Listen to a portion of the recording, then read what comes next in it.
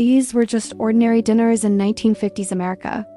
Meatloaf, fried chicken, tuna casserole, spaghetti, pot roast. And yet, the meals people remember most are often the ones that showed up again and again under the same kitchen light. Not because they were special, but because they became part of everyday life. And that is really the story here. These are 15 dinners that a lot of American families in the 1950s knew almost by heart. 1. Meatloaf with mashed potatoes. Few dinners felt more dependable than meatloaf. There was a loaf pan on the counter, ground beef mixed with onion and breadcrumbs, mashed potatoes already sitting in a bowl, and peas or green beans somewhere on the side. Nothing about it was meant to impress anybody. And that was part of the comfort. A dinner like this told you the evening was going exactly the way it was supposed to. 2. Fried chicken with biscuits. Some dinners seemed to fill the whole house before they ever made it to the table. Hot oil crackling on the stove, flour sticking to the chicken, biscuits cooling just enough to open up and spread with butter, a plate lined with paper towels waiting nearby. Even now, a lot of people probably remember fried chicken first, as a smell drifting through the house late in the afternoon, and only then as a meal. 3. Pot roast with carrots and potatoes. Some meals felt like they started long before dinner actually began. A roast sitting deep in the pot, carrots, onions, and potatoes slowly softening, steam building up on the kitchen window, someone lifting the lid once, checking it, then putting it back down. This was the kind of meal that made the whole house feel settled before anyone even sat down. 4. Tuna noodle casserole. No list of 1950s dinners feels complete without a casserole. Egg noodles, canned tuna, cream of mushroom soup, peas mixed in, crushed potato chips or breadcrumbs on top. It came out soft, hot, and dependable. Not exciting. Just practical. This was the kind of dinner built around pantry staples and kitchen logic. 5. Salisbury steak with gravy. This was one of those meals that made an ordinary weeknight feel a little more put together. Ground beef shaped into patties, brown gravy spooned over the top, mashed potatoes underneath catching the rest. It feels like the kind of dinner from a time when even simple ingredients were supposed to have a little formality to them. 6. Ham with scalloped potatoes.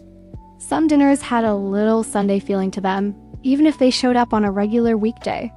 Slices of ham laid out on a platter, scalloped potatoes bubbling around the edges, maybe corn on the side, maybe warm rolls wrapped in a towel. Before anyone even took a bite, the meal already looked generous. 7. Beef stew with bread and butter. There was a special kind of comfort in a dinner that didn't need explaining. Beef in thick broth, soft potatoes, carrots and onions cooked down until they nearly disappeared, bread sitting nearby for whatever was left in the bottom of the bowl. It didn't need variety. It just needed to be hot, filling, and familiar. 8. Chicken a la king over toast or rice. This one feels very tied to its time. Creamy chicken with mushrooms and green peppers spooned over toast, rice, or noodles. Steam coming off the plate, a serving spoon tapping against china. And this is where the story gets more interesting. Today, these meals can look old-fashioned. But at the time, many of them didn't feel old-fashioned at all. They felt modern, convenient, current. People do not remember these dinners because they felt old back then. They remember them because they felt normal. And that may be the heart of the whole thing. An ordinary meal, repeated often enough, starts to feel permanent. 9. Liver and onions. Not every dinner people remember was one they loved. Some were just endured. Liver in the skillet, onions softening next to it, a smell half the table accepted and the other half tried not to react to. Mashed potatoes there to help everything go down a little easier. People don't only remember what they loved, they also remember what they had to finish before anyone brought up dessert. 10. Spaghetti with meat sauce. By the 1950s, spaghetti had become one of those meals that could make an ordinary night feel just a little more special. Sauce simmering on the stove, pasta draining in the sink, parmesan shaken from the familiar can, bread or a simple salad on the side. It was easy to make again, easy to stretch, and easy to remember. 11. Stuffed bell peppers. This was another dinner that made very ordinary ingredients look carefully put together.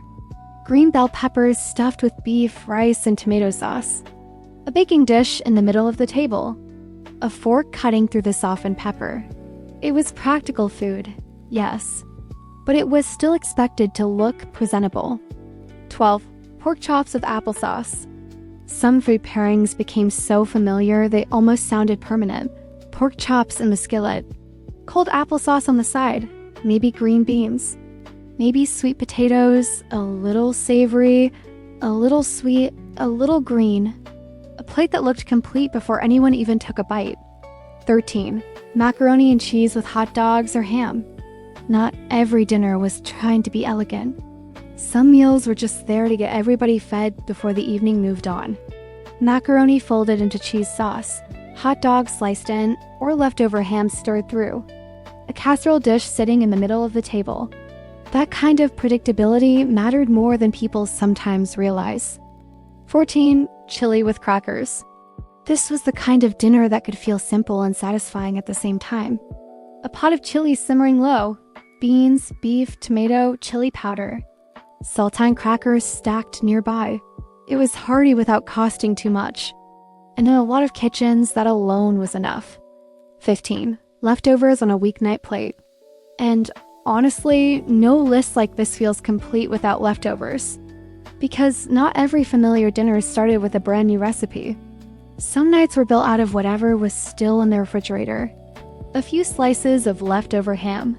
A scoop of yesterday's casserole. Cold vegetables reheated on the stove.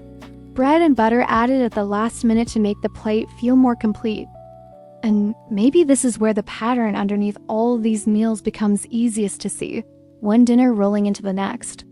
Nothing wasted. Nothing dramatic. Just a household moving through the week in its own familiar rhythm. And that may be the part people miss most. Not only meatloaf or fried chicken, or tuna casserole, or spaghetti.